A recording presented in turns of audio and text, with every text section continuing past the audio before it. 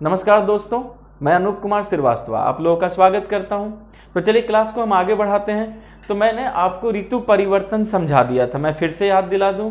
आपने देखा बसंत ऋतु, शरद ऋतु, ग्रीष्म ऋतु और शीत ऋतु, और मैंने आपको अर्धरात्रि के सूर्योदय का देश भी बताया और बताया कि किस तरीके से 6 महीने के दिन और 6 महीने की क्या होती है, रात होती है। यहाँ तक मैंने सिखाया था।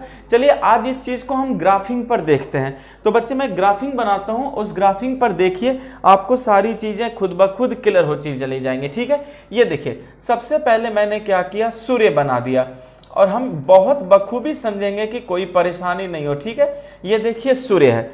अब हमें ये पता है कि पृथ्वी जो है वो सूर्य के चारों तरफ चक्कर लगाती है। क्लियर है? तो ये देखिए, ये बना दिया मैंने पृथ्वी। ओके, अच्छा, पृथ्वी झुका हुआ है, ये देखिए मैंने बना दिया आपको। और अगर मैं ऐसे खींच दूं तो आपको साफ नजर आ रहा है कि पृथ्वी का अक्ष क्या है, झुका हुआ। ये मैंने आपको सिखाया था। तो बच्चे केयर कीजिए कि ये पृथ्वी, एक चीज याद रखिएगा कि पृथ्वी का अक्ष झुका हुआ है। ओके, अब यहां पर आप ध्यान से देखो कि सूरज की रोशनी पृथ्वी पर आ रही है। ये देखिए बच्चे, सूरज की रोशनी पृथ्वी पर आ रही है। तो ध्यान से अगर हमने देखा तो ये जो पृथ्वी के बीचों बीच का भाग है, ये सूरज के क्या हो गया, सूरज के देखिए सामने हो गया। और इस बीच के भाग को ही मैंने क्या नाम दिया था, 0 डिग्री लैटिट्यूड। तो हम देख रहे हैं कि अब इसको ऐसे 3D की तरह देखिए, ऐसे थाली की तरह देख रहे हैं, सूरज का रोशनी बीचों बीच आ रहा है। तो हमने देखा कि दोनों गोलार्धों में सूरज की रोशनी का बंटवारा क्या हो रहा है, बराबर हो रहा है। तो जब सूरज की रोशनी का बंटवारा बराबर होगा तो तापमान भी बंटवारा बराबर होगा। ये मैंने आपको समझाया था। और ये जो दशा बनी, ये जो दशा बनी थी, ये कब बनी थी, 21 मार्च को। पूरी बात समझ में आ गई? तो देख सकते हैं कि किस तरीके से पृथ्वी का बीच का भाग सूरज के सामने है, और जब सूरज की रोशनी पड़ी तो दोनों गोलार्धों में रोशनी का वितरण समान हो गया। अब देखिए बच्चे, अब पृथ्वी सूरज का चक्कर लगाते लगाते अब यहां पर पहुंची। क्लियर है? तो मैंने अभी क्या कहा था कि पृथ्वी का झुकाव फिक्स है। ये देखिए, ये क्या है, ये अक्ष है। ये वाली लाइन क्या है, ये अक्ष है। मैंने आपको समझा दिया था। तो मैंने अक्ष इसलिए बना दिया ताकि आपको पृथ्वी झुकी हुई नजर आए। क्लियर है? अच्छा, अब ये देखिए, ये बीचों बीच क्या है, ये है 0 डिग्री लैटिट्यूड में, जो मैंने सिखाया है। अब यहां पर सभी बच्चे केयर कीजिए, हम देख रहे हैं कि ये जो उत्तरी गोलार्ध है, यह ना उत्तरी गोलार्ध, ये सूरज के सामने है, या जो उत्तरी ध्रुव है ये क्या है, सूरज के सामने है। तो यहां पर केयर कीजिएगा बच्चे कि यहां पर देखिए नॉर्थ पोल और यहां पर साउथ पोल। तो न तो नॉर्थ पोल सूरज के सामने है और न साउथ पोल सूरज के सामने है। सूरज के सामने पृथ्वी का बीचों बीच का भाग है, लेकिन हम यहां देख रहे हैं इस नक्शे में नॉर्थ पोल क्या है, सूरज के सामने है, यानी उत्तरी गोलार्ध सूरज के सामने है। अब देखिए बच्चे, यहां से सूर्य की रोशनी चल रही है, तो रोशनी चल रही है तो देखिए उत्तरी गोलार्ध या उत्तरी ध्रुव सूरज के सामने है, तो सूरज की रोशनी इस जगह पर टकरा गई। तो जब हमारे वैज्ञानिकों ने खोजा कि वो जगह कौन सी है, तब उन्होंने देखा कि ये जो जगह है 23.5 डिग्री नॉर्थ लैटिट्यूड है, उत्तरी अक्षांश है। और बच्चे उत्तरी अक्षांश है तो इसी जगह का क्या नाम रखा गया, कर्क रेखा। देख रहे हैं? और ये दशा कब हुई थी, ये दशा हुई थी 21 जून को। तो हमने देखा कि 21 जून को उत्तरी गोलार्ध सूरज के सामने था, इसलिए सूरज की रोशनी विषुवत रेखा पर सीधी पड़ने से पहले कहीं और पड़ गई, उसके बाद कहां पहुंची, विषुवत रेखा पर। तो यहां देखिए बच्चे, विषुवत रेखा पर सालों भर पहुंचना है, पर जो उत्तरी गोलार्ध सूरज के सामने था इसलिए सूरज की रोशनी पहले टकरा गई। तो बच्चे जैसे टकरा गई तो 21 जून में कौन सी ऋतु हो गई, ऊपर गर्मी की ऋतु और नीचे सर्दी की ऋतु। ये तो मैंने पहले समझाया था। और मैंने कहा था ना कि ऋतु परिवर्तन का कारण अक्षीय झुकाव है और पृथ्वी की वार्षिक गति भी है। क्लियर है? अच्छा, फिर देखिए बच्चे, यही पृथ्वी चक्कर लगाते लगाते अब फिर इस तरफ भी आ गई। ठीक है, यहां पर सही बच्चे केयर कीजिए कि पृथ्वी चक्कर लगाते इस तरफ भी आ गई। ये देखिए, ये नॉर्थ पोल, ये साउथ पोल, और ये क्या बना दिया मैंने, एक्सिस। तो बच्चे जरा केयर कीजिए, क्या मैं कहूं कि फिर पृथ्वी के बीच का भाग सूरज के सामने है, जिस तरह यहां सूरज के सामने है उसी तरह फिर ये पृथ्वी के बीच का भाग क्या हो गया, सूरज के सामने आ गया। और जब सूरज के सामने आ गया बच्चे तो सूरज की रोशनी पृथ्वी के बीचों बीच वाले भाग में पड़ी, और ये जो बीचों बीच का भाग था ये क्या था, 0 डिग्री लैटिट्यूड था। और अब बच्चे आपको 23.5 डिग्री लैटिट्यूड भी मिल ही चुका है, जो कहां पर है, नॉर्थ में है। तो ये देखिए ये क्या था, 0 डिग्री लैटिट्यूड। तो बच्चे जो कंडीशन यहां हो रहा था वही कंडीशन यहां हो गया, दोनों गोलार्धों में रोशनी का बंटवारा बराबर हो गई, तापमान भी क्या हो गया, बराबर हो गया। और ये दशा जब हुई बच्चे तो वो कौन सा दिन था, 23 सितंबर।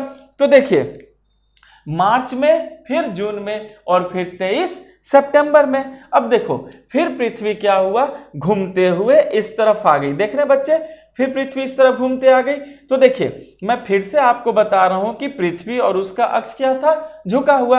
अब आपको 0 डिग्री तो मिल ही चुका है और आपको 23.5 डिग्री नॉर्थ लैटिट्यूड कर्क रेखा भी मिल चुका है। अब इस नक्शे में ध्यान से देखिए तो सूरज के सामने तो उत्तरी, देखो दक्षिणी गोलार्ध है और दक्षिणी ध्रुव है। तो बच्चे जब सूरज की रोशनी पृथ्वी की ओर आ रही थी तो फिर सामने कौन पड़ गया, दक्षिणी गोलार्ध। तो फिर वो एक जगह पर टकरा गई। तो अब हमारे वैज्ञानिकों ने फिर इस जगह का नाम खोजा कि इस जगह का नाम क्या है। तो उन्होंने देखा कि इस जगह का नाम है 23.5 डिग्री साउथ लैटिट्यूड, और उन्होंने इसी का क्या नाम रख दिया, मकर रेखा। देख रहे हैं बच्चे, और यहां टकराने के बाद फिर सूरज की रोशनी विषुवत रेखा पर आती है। तो देखिए दक्षिणी गोलार्ध में रोशनी की मात्रा बढ़ गई, तभी तो यहां गर्मी की ऋतु हुई थी। और ये दशा कब हुई थी, ये दशा हुई थी 22 दिसंबर को। तो देख रहे हैं किस तरीके से ऋतुएं बदल रही है, और हर जगह देखिए तो पृथ्वी का अक्ष झुका हुआ है। तो याद रखिएगा कि पृथ्वी के अक्ष का झुकाव अपनी जगह कांस्टेंट है, और इस तरीके से जब पृथ्वी घूम रही है बच्चे तो क्या हो रहा है, पृथ्वी पर ऋतु परिवर्तन भी हो रहे हैं। पूरी बात समझ में आ गई। अच्छा अब ये देखिए, फिर मैंने आपको बना दिया पृथ्वी का वो रास्ता जिस पर पृथ्वी क्या कर रही है, सूरज का चक्कर लगा रही है। पूरी बात समझ में आ गई। यहां सभी बच्चे केयर कीजिएगा कि फिर मैंने क्या किया, वो रास्ता बना दिया जिस पर पृथ्वी क्या कर रही थी, सूरज का चक्कर लगा रही थी। इसलिए बच्चे ताकि आपको सारी चीजें जो हैं बखूबी समझ में आ जाए। पूरी बात समझ में आ गई। तो यहां आपको याद रखना है कि किस तरीके से हमने देखा बच्चे कि पृथ्वी जो है वो सूरज का क्या कर रही है, चक्कर लगा रही है। ठीक है, ये देखिए फिर से मैंने वही पथ बना दिया। तो आपको यहां पर केयर करना है बच्चे, देखिए कितना सहज है समझना। ठीक है, ये मैंने पथ भी बना दिया और इस पथ में जो है आपको सब कुछ मैंने शो भी कर दिया। यहां देखिए बच्चे यही था। तो वैज्ञानिकों ने फिर इस जगह का क्या नाम दे दिया था, यहां देखिए मैं लिख देता हूं, उन्होंने नाम दिया था 23.5 डिग्री साउथ लैटिट्यूड, और इसी जगह का क्या नाम रखा गया था, मकर रेखा। पूरी बात समझ में आ गई। तो ये देखिए फिर मैं वो आपको पथ वो मैं बना देता हूं। तो यहां पर जैसे हमने वो पथ बना दिया, देखिए मैं एकदम आपको क्लियरली शो कर दूं कि बच्चे ये क्या था, यही था पृथ्वी का अक्ष था। तो अब यहां पर देखिए इस तरीके से हम देख सकते हैं कि किस तरीके से चक्कर लग रहा है। पूरी बात समझ में आ गई। तो यहां पर केयर कीजिए बच्चे, मार्च अप्रैल मई जून जुलाई अगस्त सितंबर अक्टूबर नवंबर, फिर देख रहे हैं दिसंबर। तो बच्चे 3 3 3 3 इस तरीके से 12 महीने में पृथ्वी सूरज का चक्कर लगा रही है, उसकी स्थिति भी बदल रही है, और इसी तरह पृथ्वी पर क्या होता जा रहा है, ऋतु परिवर्तन भी होता जा रहा है। पूरी बात समझ में आ गई।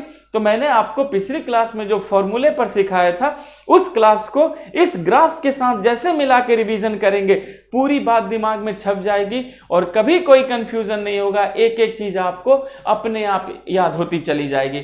यहां आपको पूरी बात समझ में आ गई है। चलिए मैं इस नक्शे को थोड़ा बिगाड़ता हूं ताकि मैं और कुछ सिखा पाऊं। बच्चे यहां देखिए, यहां पर क्या है कि अगर मैं रोशनी को तिरछा करूंगा तो दोनों गोलार्धों में रोशनी की मात्रा क्या होगी, बराबर होगी। तो यहां मैं थोड़ा रोशनी को तिरछा कर रहा हूं। यहां देखिए बच्चे ध्यान से देख रहे हैं, उत्तरी गोलार्ध सूरज की रोशनी में नहा गया, और जब मैं यहां तिरछा कर रहा हूं तो देख रहे हैं दक्षिणी गोलार्ध सूरज की रोशनी में नहीं आता। लेकिन अगर मैं इस तरफ से तिरछा करूं बच्चे, तो देख रहे हैं कि उत्तरी गोलार्ध तो रोशनी में नहीं है, लेकिन अगर इस तरफ तिरछा करूं तो फिर हम देख रहे हैं कि जो दक्षिणी गोलार्ध है वो पूरे तरीके से क्या होता है, सूरज की रोशनी में आ जाता है। तो बच्चे ये देखो, यहां पूरे तरीके से उत्तरी ध्रुव पर ये नॉर्थ पोल है, ठीक है। देखिए मैंने यहां लिख भी दिया है कि वो क्या है, नॉर्थ पोल है।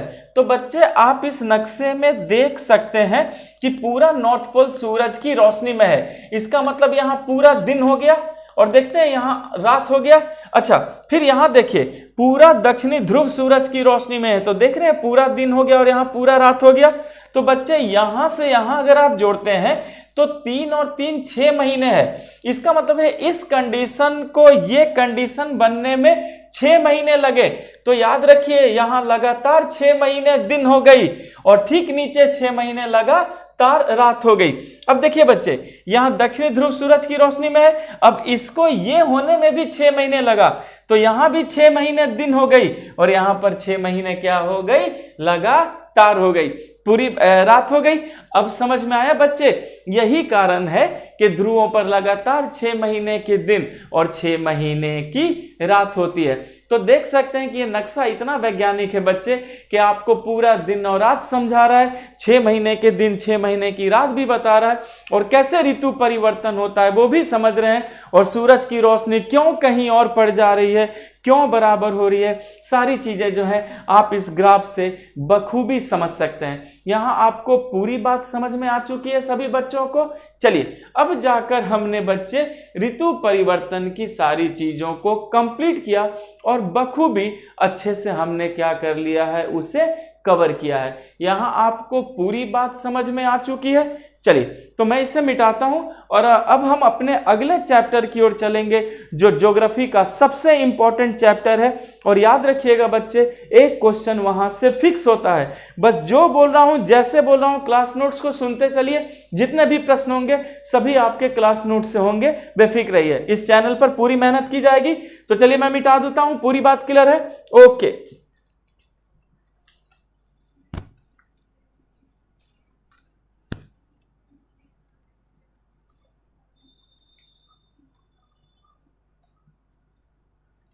बच्चे अब जो हमारा नया चैप्टर है, चलिए पहले उस नए चैप्टर का नाम जान लेते हैं, और यहां से हम ज्योग्राफी के चैप्टर्स पढ़ना शुरू करेंगे। पूरी बात समझ में आ गई, और सारे इंपॉर्टेंट चैप्टर्स हैं जिससे आपके प्रश्न डील होते हैं।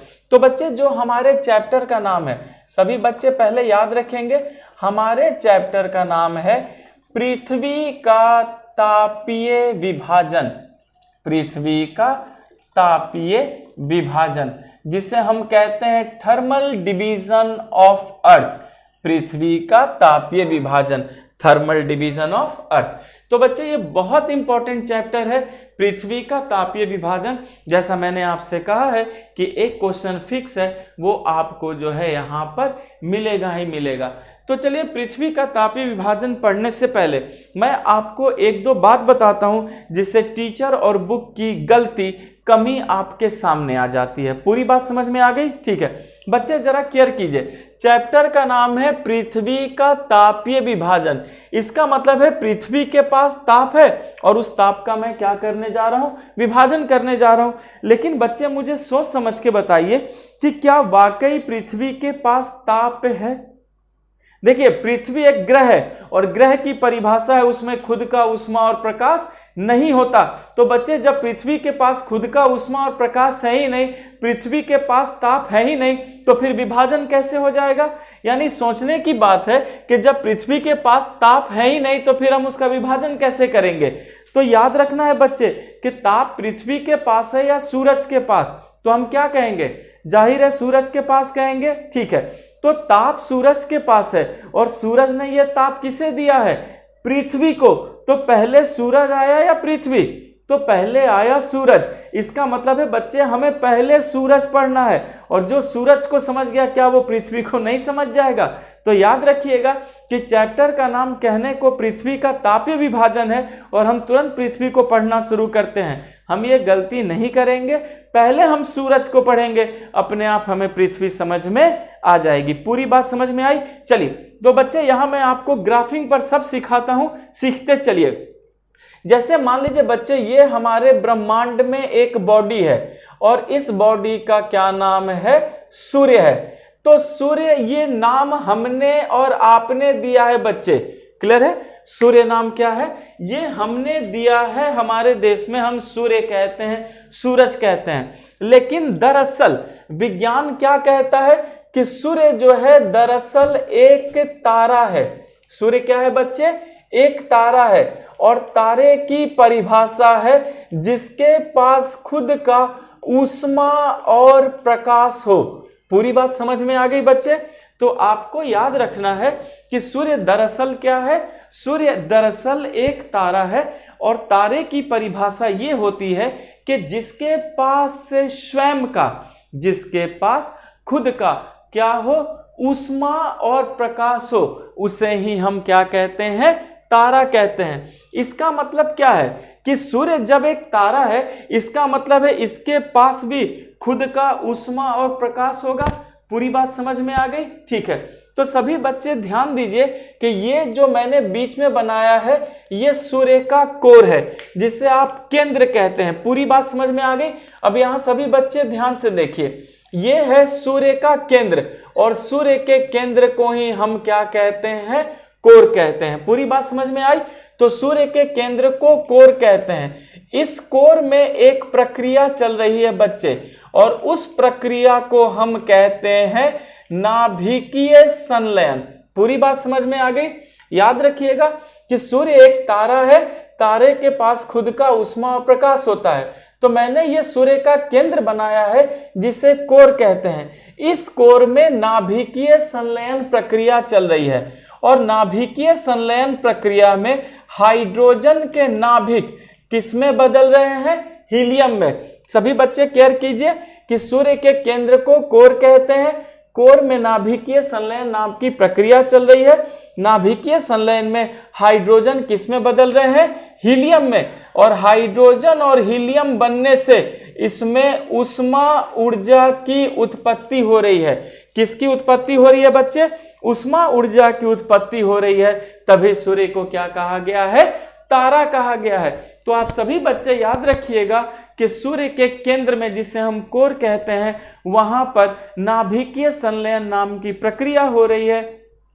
इस नाभिकीय संलयन में हाइड्रोजन के नाभिक आपस में जुड़कर हीलियम में बदल रहे हैं। आप याद रखिएगा कि संलयन का मतलब होता है जब दो या दो से हल्के नाभिक आपस में जुड़कर कोई बड़े और भारी नाभिक का निर्माण करते हैं। तो आपको याद रखना है कि सूर्य के केंद्र में भी नाभिकीय संलयन नाम की प्रक्रिया चल रही है, जिसमें हाइड्रोजन के नाभिक आपस में जुड़कर हीलियम में बदल रहे हैं, जिससे क्या निकल रही है? ऊष्मा ऊर्जा निकल रही है और तुरंत सूर्य क्या बन गया बच्चे? तारा। चलो, अब जब हमने नापा कि सूर्य के केंद्र का तापमान कितना है, तो सभी बच्चे याद रखिएगा कि सूर्य के केंद्र का तापमान निकला है 1.5 करोड़ डिग्री सेल्सियस। तो याद रखिएगा, नाभिकीय संलयन से सूर्य के केंद्र में ऊष्मा ऊर्जा की प्राप्ति हो रही है, और जब हमने ऊष्मा ऊर्जा को मापा तो हमने देखा कि सूर्य के केंद्र का तापमान 1.5 करोड़ डिग्री सेल्सियस है। यहां आपको पूरी बात समझ में आ गई बच्चे? चलिए, अब यहां पर एक बात समझिए कि ठीक है, सूर्य के केंद्र का तापमान 1.5 करोड़ डिग्री सेल्सियस है, लेकिन मुझे सोच समझ के बताइए कि हमें जो रोशनी मिलती है वो सूर्य के केंद्र से मिलती है या सतह से? तो क्या कहेंगे आप? जाहिर है बच्चे, सतह से, क्योंकि केंद्र जमीन के अंदर होता है, बीचों बीच। केंद्र से ऊष्मा नहीं मिलेगी, ऊष्मा सतह से ही मिलेगी। तो सभी बच्चे याद रखिएगा कि सूर्य के केंद्र से ऊष्मा ऊर्जा फिर कहां आ रही है? सूरज की सतह पर। तो प्रश्न यह है कि सूरज की सतह पर जब ऊष्मा ऊर्जा आती है तो किस प्रक्रिया से आती है? तो सभी बच्चे याद रखिएगा कि सूर्य के केंद्र से सूर्य की सतह पर जब ऊष्मा ऊर्जा आती है तो उस प्रक्रिया का क्या नाम है? चालन। चालन की प्रक्रिया से केंद्र की ऊर्जा कहां पर आई? सूरज की सतह पर। अब मुझे ये बताइए बच्चे, एक ही तरफ आएगी या चारों तरफ आएगी? तो आप क्या बोलेंगे? जाहिर है चारों तरफ। तो सभी बच्चे याद रखिएगा कि सूर्य के केंद्र से जो ऊष्मा ऊर्जा है सूरज की सतह पर चारों तरफ पहुंच रही है, और जैसे चारों तरफ पहुंचेगी क्या सूरज की सतह चमकने लगेगी?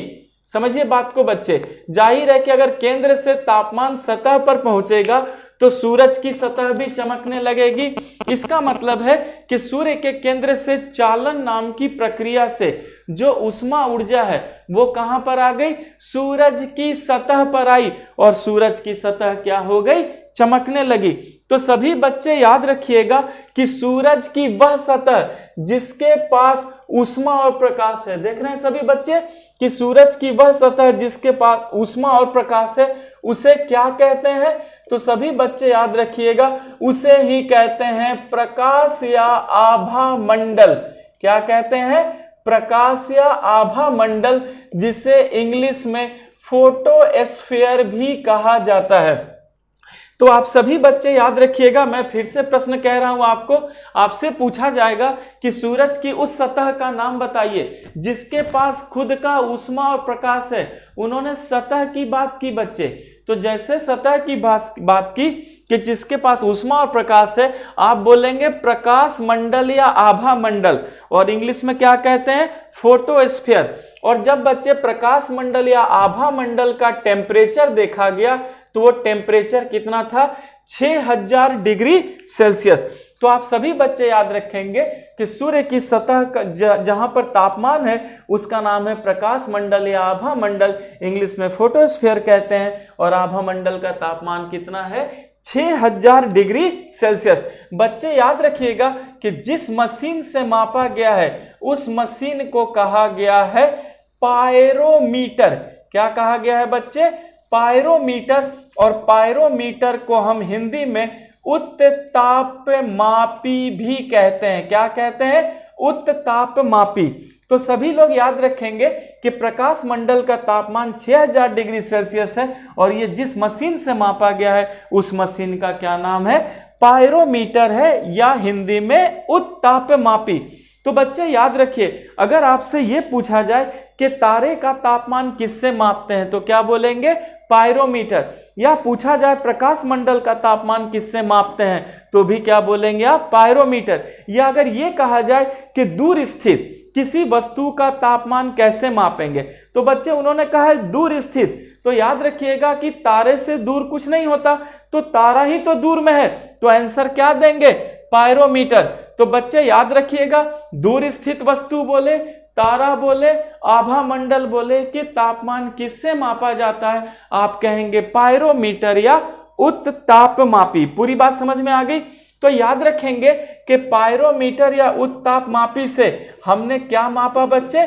तापमान मापा। क्लियर है? अब जरा सोचो कि अगर सूरज पर तापमान मिलेगा तो कहते हैं ना कि किसी भी वस्तु को गर्म किया जाए तो वो चमकने लगेगी। तो बच्चे जरा सोचिए कि अगर सूरज की सतह पर एनर्जी आएगी तो क्या सूरज की सतह नहीं चमकने लगेगी? इसका मतलब है तापमान से ही तो सतह चमकेगी, और चमकेगी तो वो एक रंग बना देगी। क्या बना देगी? रंग या कलर। तो क्वेश्चन है कि तारे का रंग किसके कारण है, तो क्या बोलेंगे? तापमान के कारण। पूरी बात समझ में आ गई? तो याद रखिएगा बच्चे कि तारे का रंग किसके कारण है? तापमान के कारण। तापमान किससे मापा गया? पायरोमीटर से। और पायरोमीटर का तापमान कितना बताया? 6000 डिग्री सेल्सियस, जो प्रकाश मंडल या आभा मंडल है। क्लियर है? अच्छा बच्चे फिर याद रखिएगा कि प्रकाश मंडल और आभा मंडल के ऊपर एक और परत है जिसे हम वर्णमंडल कहते हैं। क्या कहते हैं? वर्णमंडल। और वर्णमंडल को आप इंग्लिश में कहते हैं बच्चे क्रोमोस्फीयर। क्या कहते हैं? क्रोमोस्फीयर। तो वर्णमंडल के लिए जान लीजिएगा कि वर्णमंडल दरअसल सूर्य का वायुमंडल भी है। याद रखना है आपको कि वर्णमंडल दरअसल क्या है? सूर्य का वायुमंडल है। और याद रखिएगा कि ये सूर्य का वायुमंडल भी है, वर्णमंडल, और ये जिस रंग का होता है वो रंग क्या है?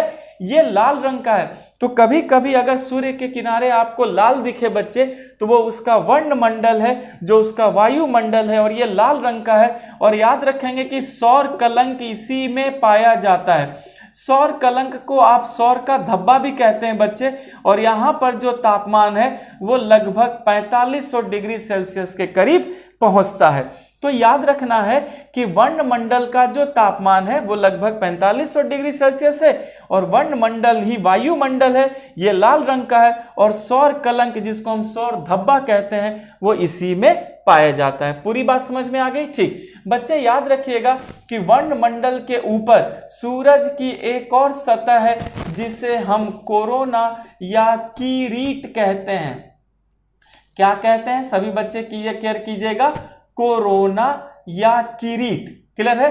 तो प्रश्न याद रखिए कि सूरज की सबसे बाहरी सतह कौन है? तो आप क्या बोलेंगे? कोरोना। पूरी बात समझ में आ गई? तो सभी बच्चे बोर्ड पर ध्यान से देखिए, सूरज की सबसे बाहरी सतह का अगर आपसे नाम पूछा जाता है तो आप क्या कहेंगे कि सूरज की सबसे बाहरी सतह का नाम क्या है? कोरोना है या किरीट है। फिर पूछा जाएगा कि उस सतह का नाम बताइए जिसके पास ऊष्मा और प्रकाश है, तो आप बोलना प्रकाश मंडल। और अगर बीच वाले परत का नाम पूछा गया तो क्या बोलेंगे? वर्णमंडल। तो हमने देखा कि सूर्य के भी क्या है? 3 परत है। अब बच्चे जरा सोचिए कि कोरोना कब नजर आती है। सभी बच्चे याद रखेंगे कि कोरोना तब नजर आएगी जब पूर्ण सूर्य ग्रहण लगेगा। क्लियर है? और जब पूर्ण सूर्य ग्रहण लगेगा तो ये एक लाल रंग के छल्ले की तरह दिखेगा। आप इसे रेड रिंग कह सकते हैं। क्लियर है? और जब ये लाल रंग के छल्ले की तरह दिखेगा बच्चे, तो ऐसा लगेगा कि जैसे सूर्य ने कोई मुकुट पहना है, इसीलिए इसे सूर्य मुकुट या सन क्राउन भी कहते हैं। तो सभी बच्चे आप कंफर्म याद रखेंगे कि सूरज की वह सतह जिसके पास ऊष्मा और प्रकाश है उसका क्या नाम है? तो आप बोलेंगे प्रकाश मंडल या आभा मंडल। इसके ऊपर क्या है? वर्णमंडल। वर्णमंडल के ऊपर क्या है? कोरोना या किरीट, जो सबसे बाहरी सतह है। यह पूर्ण सूर्य ग्रहण के वक्त दिखेगी, लाल रंग के छल्ले की तरह दिखेगी, और इसे ही हम क्या कहेंगे? सूर्य मुकुट भी कहेंगे। पूरी बात समझ में आ गई? तो यहां बच्चे हमने क्या किया कि सूर्य की रोशनी को पूरा एग्जामिन किया है कि सूर्य की रोशनी में क्या क्या है। क्लियर है? अच्छा, अब बच्चे जरा सोचो कि कोई भी, विज्ञान कहता है कि कोई भी अगर चीज चमकती है तो बच्चे वो गर्म होती है तभी तो चमकेगी। अगर आप लोहे को गर्म करेंगे तभी तो वो लाल दिखेगा। तो जरा सोचिए कि अगर कोई भी गर्म चीज चमकने लगेगी, तो अगर सूर्य गर्म है, ये चमकने लगेगा, तो क्या इससे ताप और आंच आएगी? याद रखिएगा बच्चे, ताप आती है, आंच आती है, जिसे आप गर्मी भी कहते हैं। पर ताप और आंच आपके बोलचाल की भाषा है, विज्ञान आपकी भाषा से नहीं चलता। तो आपको याद रखना है बच्चे कि ताप और आंच को ही हम क्या कहते हैं? विकिरण कहते हैं। क्या कहते हैं? विकिरण। तो मुझे सोच समझ के बताइए, अगर सूरज गर्म होगा, ताप और आंच देगा, तो क्या विकिरण भी देगा? निश्चित देगा। तो चलिए अब सूर्य के विकिरण की बात करते हैं। पहले मैं ये मिटा दूं, ये आप बखूबी समझ चुके हैं, लिख चुके हैं। ओके, देखिए मैं साइड हो जाता हूं ताकि आप पूरे तरीके से बोर्ड को देख सकें, स्क्रीनशॉट ले सकें, या लिखना चाहें तो लिख लें। पूरी बात समझ में आई? ओके, नाउ अब बच्चे यहां पर सभी लोग केयर कीजिए। अगर सूर्य की सतह चमकेगी तो विकिरण करेगी। तो बच्चे एक तरफ से या चारों तरफ से? तो आप क्या कहेंगे? जाहिर है चारों तरफ से। तो ये देखिए बच्चे, सूरज की रोशनी ने क्या किया? विकिरण करना शुरू किया। क्लियर है? ये विकिरण चारों तरफ से है, तो मैं एक को समझाऊंगा, इसका मतलब मैं क्या है? मैं सभी को समझा दूंगा। तो आप याद रखेंगे बच्चे कि सूरज की सतह ने अब विकिरण करना शुरू किया। अब मेरे हाथ को ध्यान से देखिए, क्या यहां पर कोई परिवर्तन आया है? देख सकते हैं कोई भी परिवर्तन नहीं आया है। याद रखिए मैंने एकदम एक तरह से खींचा है बच्चे, इसमें भी प्रश्न छिपा हुआ है। क्लियर है? तो सभी लोग याद रखेंगे कि सूर्य की सतह से यह विकिरण हो रहा है, इसीलिए इसका नाम है सौरिक विकिरण। क्या नाम है इसका? सौरिक विकिरण। तो याद रखिएगा कि सूरज की सतह से जो रोशनी उत्सर्जित होती है, निकलती है, उसे हम क्या कहते हैं? सौरिक विकिरण। बच्चे याद रखना, इस सौरिक विकिरण का एक और नाम है और वो नाम क्या है? फोटोन। क्योंकि मैंने ऊपरी सतह को फोटोस्फीयर कहा था, तो फोटोस्फीयर से एनर्जी निकल रही है तो हम फोटोन भी कहते हैं। और बच्चे फिजिक्स कहती है कि सूरज से जो रोशनी आती है वो छोटे छोटे पैकेट्स में आती है। आप विज्ञान में पढ़ेंगे बच्चे, इन पैकेट्स को फोटोन कहते हैं। तो सूरज की रोशनी का एक और क्या नाम निकला बच्चे? फोटोन। फिर याद रखिए, नई एनसीईआरटी ने सूर्य की रोशनी का एक और नाम दिया है और वो नाम क्या दिया है? सूर्यातप या आतपन। वेरी